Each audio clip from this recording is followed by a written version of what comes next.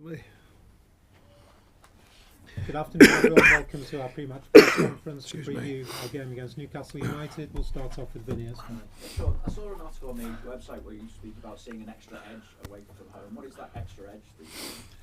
I think I was trying to reference from when I first got here. You know, the idea was that the recent history had not been good away from home, and I was more trying to describe that. I think at home you got your home support and the feeling. You know, you always imagine seems to be right at home just from the off, whereas away sometimes, you know, you take an internal atmosphere in the group, an internal mentality. So I was trying to describe that more than anything, that, you know, the extra edge I was talking about is it's needed, I think, away from home. You know, because often that's why home records are home records, and then when the crowd wasn't there, we all know it changed during the COVID period. So, you know, that was a show of how the home crowd helps, how the home feel helps. So I think it was more the idea, you need the edge anyway, but away from home, I think it's an internal edge where everyone's committed to the cause, which is to win a game, of course. Is there an extra edge that you need to bring to your performances at Goodison Park? We've spoken about before, have been good this season. I think putting it in the net. I think, you know, the amount of chance we've created, the quality of chance as well. I've never been obsessed by the amount. I always think it's the quality of chances, but the quality of chance we've made at home and the performances, on top of good performances, I think. You know, but you've got to score a goal. You've got to put it in the net. So I think that's the thing that we've got to keep on the detail with, really, but keep the belief equally. You know, you've got to keep creating, you've got to keep asking questions of the opposition, and then find the moment of truth. With two games like this at home, back to back as well, do you feel that the expectation is on Newcastle and Chelsea, and in some respects does that in turn play into your hands a little bit? I think it's slightly different because they're, you know, both strong sides. Recently with Newcastle, you know, the way they've gone about their business the last season and a half or so, and Chelsea more historically, and finding their feet somewhat. You know, I think they're both got talented groups and trying to get the best of them, both spending power, all the rest of it, but trying to mould teams to win games. And I think there probably is a little bit more on them and what they're doing than us, but that's not from us, by the way. I think that's, and I don't think it's from Evertonians either. I think it's from the wider picture of football. I'd imagine the mood around the place is as high as it can be, I suppose, after that picture. Yeah, I think, you know, the recent news, obviously, and then a good performance, but one that didn't bring a result against Man United, and then a strong performance away from home and a win, and I felt deserved over the 90-odd minutes. So I think it just enhances the feel anyway. I think the feeling was good in the camp. The performances had been generally good and a good run of results recently. But I think it re-enhances that and it grows. It helps to bond the players even tighter, I think. And I think that's coming, that real belief in each other as a team. And I think that's growing all the time. Are you getting any players back? I'm thinking Amadou and Dominic Calvert-Lewin and Andre Gomez, who've had a out this week. Yeah, Andre's had a very frustrating season so far, but he got a run out last week. He got about 60-odd minutes, which is good. A bit more to come from him, I think, to be fully fit. Amadou's only just back on the grass, so touch and go with our decision around him. And then Dom's showing good signs today of being right, so he'll come back into the thinking. I just wondered about Seamus as well, and when is right to introduce him. He's obviously the highlight coming back to Goodison Park, but he's been in good form at the moment as well. Someone like Seamus obviously knows him, but at the same time he's lacking game time as well. So where does that come into the thinking? Yeah, but I mean, excuse me, I've spoken clearly recently about the different style of fullbacks we've got and the mixture we've got. Miko's developing all the time and getting stronger, I feel. Youngie with his age, experience, likewise, similar but different with Seamus. And obviously Betto, you know, maturing as a player. So there's a good feel about the fullback areas, and we wanted that balance. I think we have got that balance and the demand, and I think that's important. Who gets the shirt, who's playing, not just by the individual, by the team, the way the team shapes it, the way it's performing, the way we're getting results. What do you make of obviously a player that you didn't get to work with while you were here at Everton, but the way that Anthony Gordon's form has progressed this season, what have you made of it, and how much of a threat do you see him as? Because obviously Newcastle have more than one threat, haven't they? Yeah, I don't know much about him, excuse me, in the sense of working with him on a daily basis. It seems like he's settled into life up there, but there's more to it up there. You know, they've collected some very good players and put you know, an amount of money into the team that's helped. A good manager as well, I believe, and staff doing their jobs right, and it's a good mixture, and they've shown that. So yeah, it's not about one player. I think they're a good side, and other than their injuries, I think they've got a good squad actually. just finally for me, obviously last night at one point it looked like Luton could move 5 points clear of you. At the same time, without the points deduction, you'd be up in 13th at the moment, and we'd be possibly talking about the potential to move into the top half of the table. Instead, we're talking about potential to move out the bottom three. I just wonder how frustrating that is for you, and how you maintain the mood within the camp when there's a frustration about. Well, the mood's been good, so I think, like I've spoken about, so I don't want to over-egg it, I've spoken enough about it, but we parked it quickly as a group and said, right, it is what it is, now we crack on. So the mood's been good. The storyline around it all has maybe enhanced the mood because of, I think, everyone in football's pretty shocked, so that maybe brought a bit more alignment with our own group, and, you know, as if like, well, everyone deems it a big blow, not just us.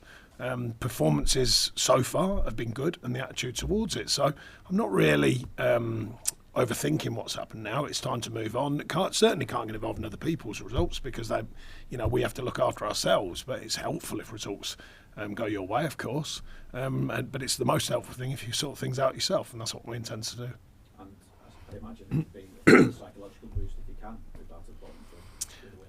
Yeah, I think with the idea being that, you know, what's happened, the difference in the league table as it would be and where it is, then I think, of course, the quicker you can get back into that lower, well, now lower end of the pack, because we were sort of getting to the top end of the lower pack, if that makes sense. And now we've got to climb our way out of it, you know, and that's just the way it is. That's just the reality at this moment. You know, yeah, again, we don't know about appeals and all that sort of stuff. We're going to have to wait and see. Thanks, Finny. We'll go to Mike at Ready on the other side. Excuse me. Sean, can you sense an extra spring in the step of the players after Saturday night? Because, as you say, the performance against United was a lot to like about it, but not the result. Saturday, you got the result, and there is a lift-off element to it now, isn't there?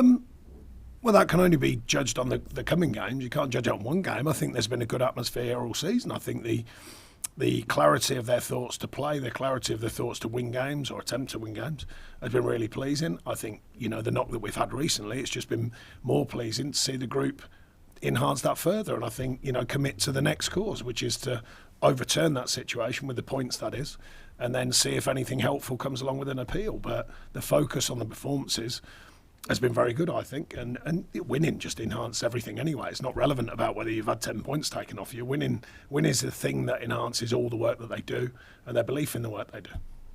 The tools that you use to help improve Everton's away form since you got here, can they also be used, you think, to improve the home form, which, despite the chances you've created in so many the noise is very simple about the home form. It's scoring goals. You analyse performances, which we do, of course. We analyse them from our own eyes, and scouts and guests that I have at the game, I think, are very honest. And equally, what the stats are saying. So it's scoring goals. It's simple as that. We've played very well at home this season, arguably better than we've played away, but we haven't collected the same points. It's putting the ball in the net. That's the biggest thing, and that's the next challenge, because a lot of our performances have been very strong at home. How much do you think Betto will have benefited from Saturday? Because he hasn't started many matches. In some senses, he had a tough all night because a lot of frustrations as well. But you need games to get better. There's only so much that you can do in training. Yeah, he's developing.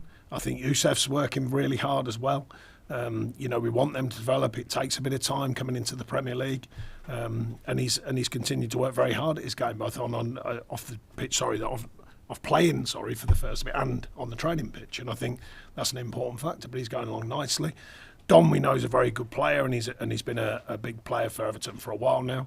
We want him to continue doing that, and that also is good for Dom, that demand on him to stay in the team, because Betto, I mean, Youssef's younger, but he's still developing well. He's still working very hard. You know, there's a bit more pressure around that area of the pitch, and Dom's been leading the line for a while now, and he's a very good player. So, you know, when Dom's fit at the moment, he's very much in our minds, quite obviously, and Betto's still learning from being around that and gathering his own learning from playing. Another excellent performance from James Garner at Nottingham Forest. Do you think in some respects he suffers occasionally because he's so adaptable? He can play at right back, at wing back, he can play on the right of midfield, but I think he thinks his best position is in the centre, and some of his recent performances would maybe indicate that. Yeah, well, I think I've said for a long time that I see him being a central midfield player. Excuse me, but his adaptability is a strength for him. So it's definitely something that I see as a strength. You know, he's young, he's open-minded, he commits to whatever position he's playing. But I've always stated, certainly in my mind now, that he's always been considered, in my view, as being a central midfield player. I think he's very good. I think he's learning, he's developing, his anticipation of the game is improving all the time. It's just another string to his bow that he can play the positions when needed. Thanks, Mike. We'll go to Stuart in Premier League predictions. Hey. Newcastle, I mean, under Eddie Howe, you replaced Eddie Howe at Burnley, what, a decade ago? What do you make of how he's developed as a manager and the threats that they will pose you the week on tomorrow? Well, like all managers, I think you develop with experience and time. He's certainly done that. I think he's changed, or he was beginning to change the situation at Newcastle when he went in there. And he'd obviously made a huge change at Bournemouth from his history there and what he'd done there, which was incredible, really, when you look at Bournemouth then and as they still are now.